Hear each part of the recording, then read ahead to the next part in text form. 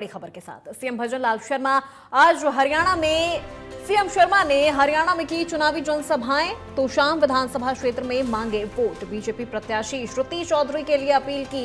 भजनलाल शर्मा ने जनसभा को भी संबोधित किया। इस वक्त की बड़ी जानकारी आप तक पहुंचा रहे हैं। तोशाम विधानसभा में सीएम भजनलाल शर्मा तोशाम विधानसभा क्षेत्र में वोट की अपील की। बीजेपी प्रत्याशी श्रुति चौधरी के लिए वोट की अपील की।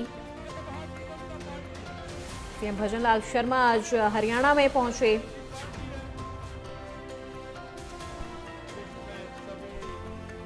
भारतीय जनता पार्टी है और ये भारतीय जनता पार्टी ऐसी पार्टी है जिसमें सभी जातियों के लोग, धर्म के लोग काम करते हैं।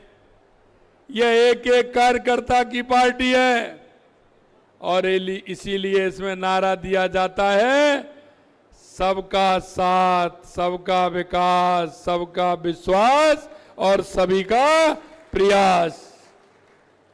हमारी ये पार्टी सर्वस्पर्शी पार्टी है। हमारी पार्टी वंशवाद की पार्टी नहीं है, हमारी किसी जाति की पार्टी नहीं है।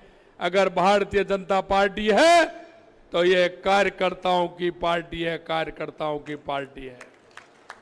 मैं आपसे इसलिए कहना चाहता हूं, एक ऐसे कार्यकर्ताओं को आपकी सेवा के लिए एक सेवक के रूप में जनप्रतिनिधि बनने का पार्टी ने मौका दिया है और यह मैं विश्वास दिलाता हूं, योगेंद्र राणा जो कहते हैं वो करते हैं। इन्होंने आपकी सेवा का संकल्प लिया है। मैं आपसे कहना चाहता हूं, मुझे लग रहा है मैं लगातार कल से हरियाणा के अंदर हूं। कल भी मेरी 3 सभा थी। रास्ते में मैं चाय के लिए भी रुका था। आज सुबह भी कई लोग मेरे पास आए थे और मैंने रास्ते में भी पूछा। कई लोग मेरे मिलने वाले हैं, उन्होंने भी कहा।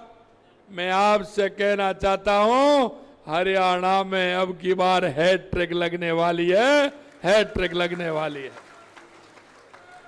और मैं आपसे इसलिए भी कहना चाहता हूं कि मेरे भाई और बहनों, आपने 2014 के बाद देश में परिवर्तन होते हुए आपने देखा है। हरियाणा की धरती पर आपने परिवर्तन होते हुए देखा है। आप 2014 के पहले से जरा याद करें कि किस तरह का हरियाणा था, देश में किस तरह की स्थिति थी। आए दिन भ्रष्टाचारों की सूचियां आती रहती थी। अखबार में जिस तरह से घोटाले से घोटाले, एक से आगे एक घोटाला आता था। जो देश प्रेमी थे, राष्ट्र प्रेमी लोग थे, वो जब सुबह अखबार पढ़ने बैठते थे तो उनके मन में पीड़ा होती थी और ऐसे भावुक होते थे जब वो अखबार को देखते, आए दिन घोटाले देखते थे। वो अखबार उनकी आंखों के आंसुओं से गीला हो जाता था कि आखिरकार मेरे देश का क्या होने वाला है, ऐसे मेरे देश का क्या होगा। क्योंकि उन्होंने देखा था, वो आजादी के मायने को जानते थे। इस देश में हमारे आपके पूर्वजों ने जिस तरह से आजादी के लिए आंदोलन किया, उन्होंने उस हजारों सालों की गुलामियों को झेला और उन्होंने जिस आत्मविश्वास के साथ, जिस विश्वास के साथ आजादी की लड़ाई में बढ़ चढ़ के हिस्सा लिया था, और वो इसलिए लिया था कि आने वाली पीढ़ी कम से कम स्वतंत्र हो, अपने ठीक तरह से काम कर सके, वो आजाद स्वतंत्र श्वास ले सकें।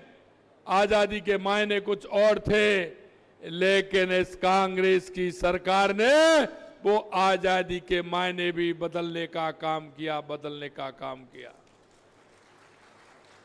मैं आपसे कहना चाहता हूं, 2014 से पहले देश के अंदर किस तरह का आतंकवाद था, किस तरह का नक्सलवाद था, वो आपने देखा है। आए दिन भीड़ भाड़ वाले इलाके में बम फोड़ करके चले जाते थे। कहीं रेलवे स्टेशन पर बम फूटता था, कहीं बस स्टैंड पर बम फूटता था। आतंकवाद के साए में देश और प्रदेश चल रहे थे, क्योंकि कांग्रेस का राज था। मैं भाई और बहनों आपसे कहना चाहता हूं, 2014 के बाद कहीं कोई आपने आतंकी हमला देखा है क्या? अरे बताइए, कोई आतंकी हमला आपने 2014 के बाद देखा है क्या? अरे किसी की हिम्मत हो सकती है क्या? अगर उधर से गोली आएगी तो इधर से भी गोला जाएगा। ये देखा है कि नहीं देखा आप लोगों ने? इसलिए मैं आपसे कहना चाहता हूं, 2014 के बाद देश के अंदर जो परिवर्तन हुआ है, चाहे हमारी गरीब कल्याण की योजनाएं हो, चाहे हमारे विकास की योजनाएं हो, मेरी माता बहनें बैठी है, माता बहनों का और गरीब व्यक्ति का कभी बैंक में खाता होता था क्या? अरे गरीब तो वो बैंक की चौखट पर भी नहीं चढ़ सकता था, लेकिन देश के यशस्वी प्रधानमंत्री नरेंद्र मोदी जी ने हर गरीब का, हर गरीब बहन का खाता खोल करके उनको सम्मान देने का काम किया। तो देश के यशस्वी प्रधानमंत्री नरेंद्र मोदी जी ने किया। ये बात